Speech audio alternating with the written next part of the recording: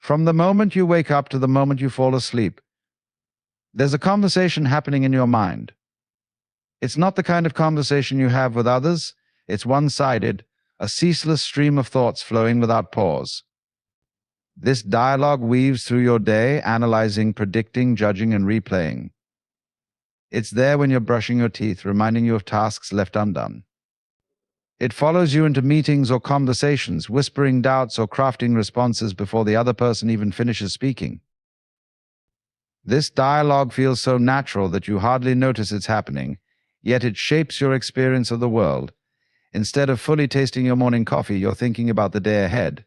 Instead of listening to a friend, you're caught up in formulating what you'll say next. And so life becomes filtered through this constant commentary, a layer of thought separating you from the raw, immediate reality of the moment. What's fascinating is how this inner voice often speaks with authority, as though it knows the future or understands the past perfectly. It critiques your actions, warns you of potential failures, and builds elaborate stories about your place in the world.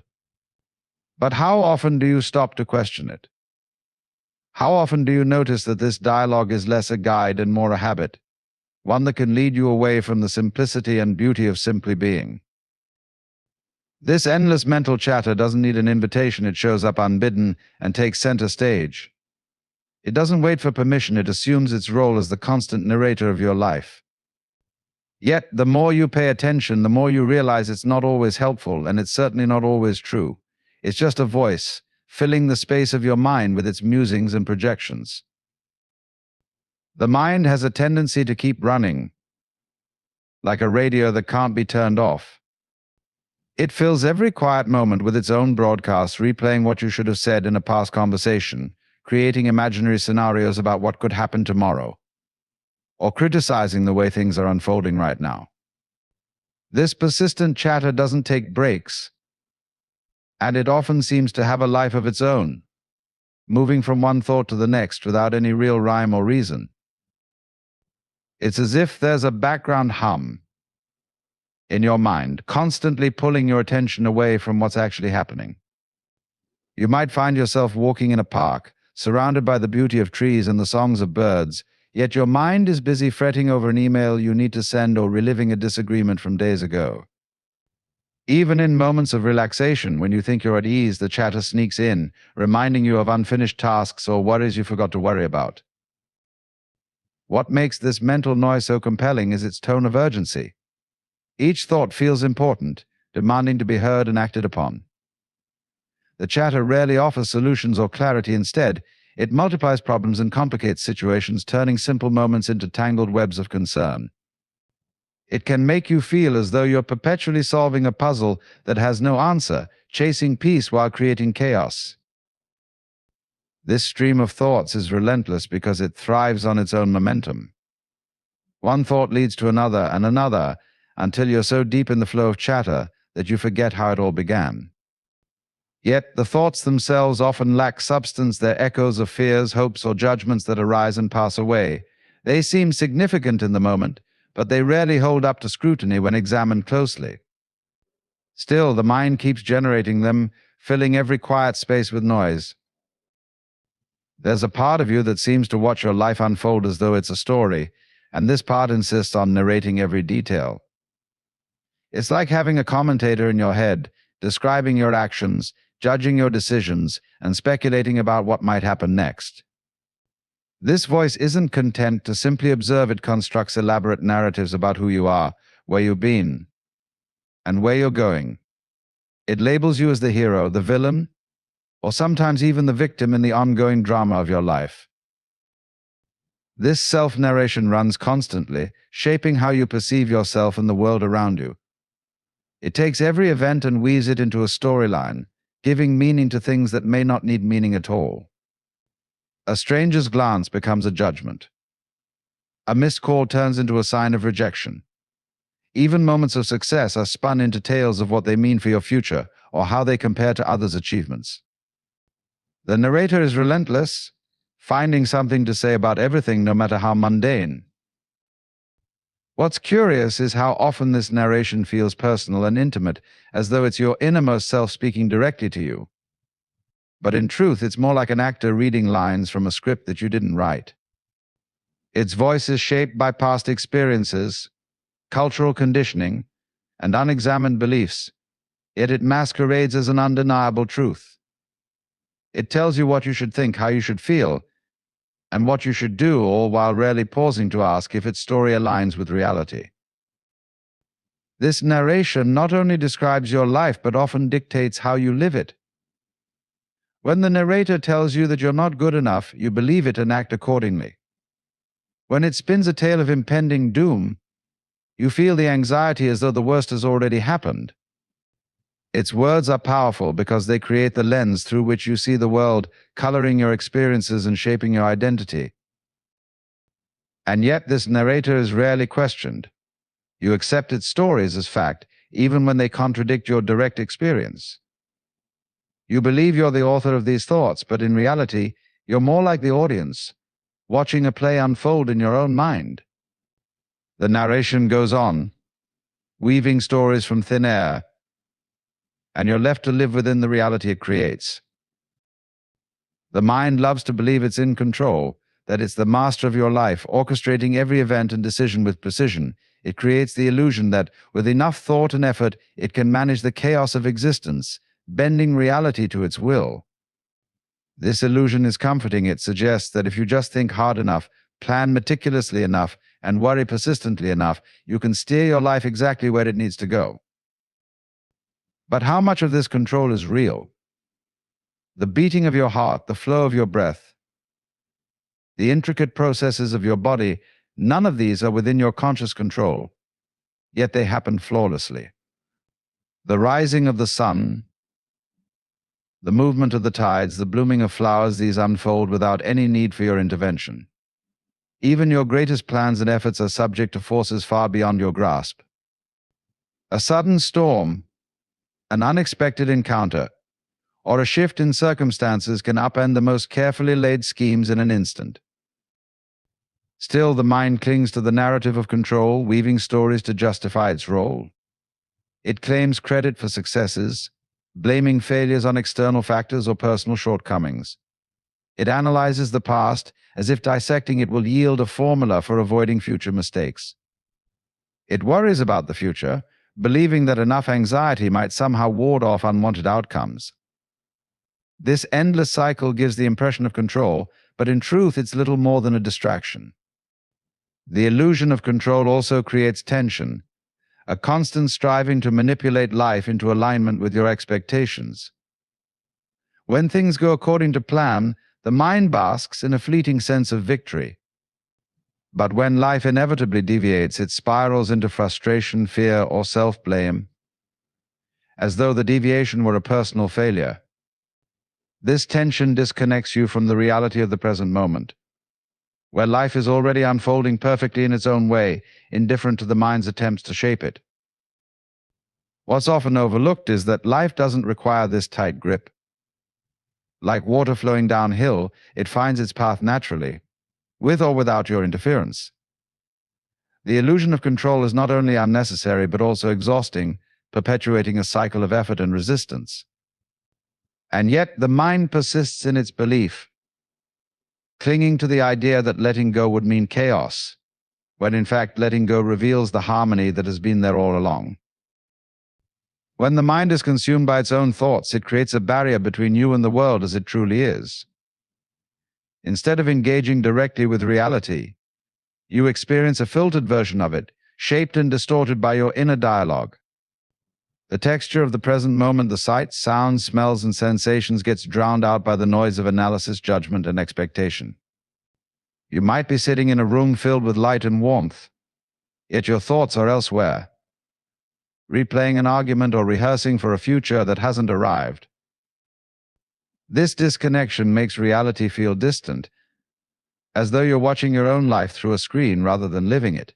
The immediacy of existence is replaced by abstraction. A sunset becomes a photo opportunity rather than an awe-inspiring experience. A conversation becomes an opportunity to prove yourself rather than a genuine exchange. Even moments of stillness are hijacked, filled with plans and mental commentary instead of peace. This habit of turning inward, of being absorbed in the mind's stories creates a kind of separation. You're no longer present with what's unfolding right in front of you. Instead, you're wrapped up in a world of your own making where reality is interpreted rather than directly experienced.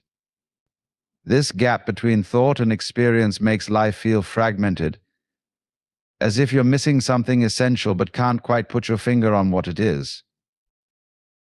What's paradoxical is that this disconnection often arises from the mind's attempt to control or improve your experience.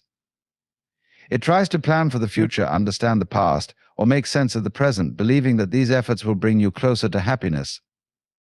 But in doing so, it pulls you further away from the raw, unmediated truth of being alive. It creates a layer of interpretation that obscures the simplicity and wonder of the moment. Reality, in its essence, doesn't demand anything from you. It doesn't ask for your analysis or approval, it simply is. The sound of the wind, the rhythm of your breath, the feel of the ground beneath your feet, these are not things to be figured out or improved upon. They are gifts to be experienced directly, without the filter of thought. Yet, as long as you remain trapped in the stories your mind tells, you remain disconnected, living in a version of reality that exists only in your head. There's a quiet truth that often goes unnoticed. Life unfolds perfectly well without the constant commentary of the mind. The sun rises, the seasons change, and rivers flow to the sea without needing a single word of instruction. Your body, too, functions with remarkable precision without the need for conscious control. Your heart beats rhythmically, your lungs draw in air, and your cells perform countless intricate tasks, all without your inner voice lifting a finger. Even in your daily life, many moments happen seamlessly without the interference of thought. You laugh at a joke before analyzing why it's funny. You catch a falling glass without planning your movements in advance. You hum along to a song, feeling the rhythm, without calculating each note. These moments remind you that something deeper, something beyond the chatter of the mind, is at work, an effortless flow that guides life forward. Yet the mind, with its relentless narration, often takes credit for this natural flow. It claims to be the architect of your decisions, the source of your creativity, the master of your actions. But how often are your best ideas born not from thinking, but from the silence between thoughts? How often do solutions appear when you stop trying to force them? The mind loves to step in after the fact, declaring, "Look what I did," when in truth, the doing happened all on its own. This voice, for all its noise, is not the driver of life. It's more like a backseat passenger giving unnecessary directions. It insists that without its guidance everything would fall apart, but the evidence suggests otherwise. Life doesn't wait for your permission to happen. The rain doesn't ask your opinion before falling, and your heart doesn't pause for your approval before its next beat. When the voice quiets even briefly, you begin to notice this deeper rhythm. You see how life moves naturally, how decisions arise without effort, and how the world carries on in perfect harmony without needing your input. It's not that the voice is useless, it has its moments, but it's not as essential as it pretends to be. The world, your body, and the vast dance of existence have been in motion long before the voice appeared, and they will continue long after it fades. There is a profound freedom that emerges when the mind quiets, even for a moment. In that silence, the constant pressure to think, to solve, to analyze, or to plan fades away. Without the relentless chatter of the inner voice, there is a spaciousness, a kind of openness that allows life to simply be. It is in this stillness that you rediscover the essence of what it means to be alive, not as an observer or a critic, but as a participant, fully immersed in the flow of the present moment. When the mind stops its incessant commentary, the world doesn't dissolve. In fact, it becomes more vivid. Colors seem richer, sounds clearer, and sensations more immediate. You can feel the warmth of the sun on your skin without thinking about what it means. You can listen to a conversation without interrupting it with your internal judgments or rehearsed responses. You become attuned to the simplicity of existence, where everything unfolds as it is, without the need for your interpretation or intervention. This silence is not empty, it is full of possibility. It's a space where you can truly be yourself, free from the weight of expectations and self-imposed limitations. In the absence of the mind's constant distractions, there's room for creativity to arise without effort, for insights to emerge without forcing them.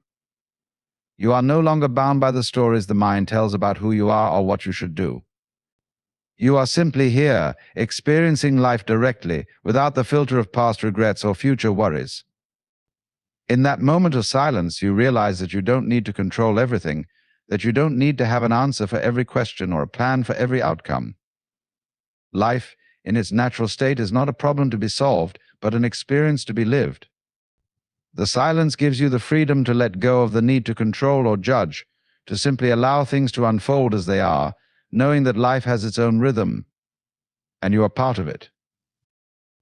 The mind may try to pull you back into its endless commentary, convincing you that silence is a void, an uncomfortable emptiness that needs to be filled.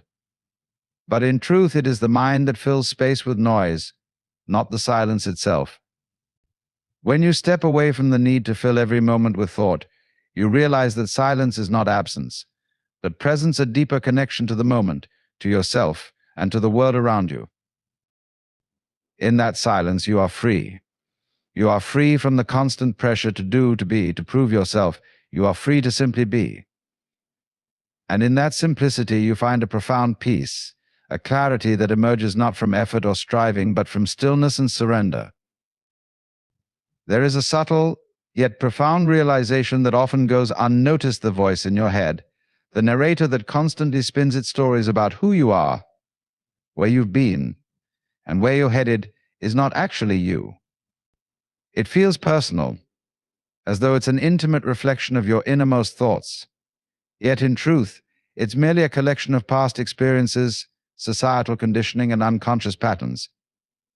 This voice is a product of the mind, not your essence. It speaks with a sense of authority, but its words are often shaped by fears, insecurities, and assumptions rather than truth. When you begin to question this inner narrator, you might notice something curious. It often presents itself as an objective observer, as if it knows the truth about your life better than you do. It labels emotions as good or bad, categorizes your experiences, and builds identities around them. It tells you that you're not enough, that you need to change, or that you've made mistakes you can never undo. It convinces you that you are your thoughts, your actions, and your stories. But when you look more closely, you realize that this voice is not constant. It fluctuates, it changes its tone, and sometimes it even contradicts itself. This inconsistency is a clue that the narrator is not the solid, unchanging essence of who you are. It's more like a weather pattern, temporary and ever-shifting. The difficulty lies in how often we identify with this narrator, believing its stories to be our truth.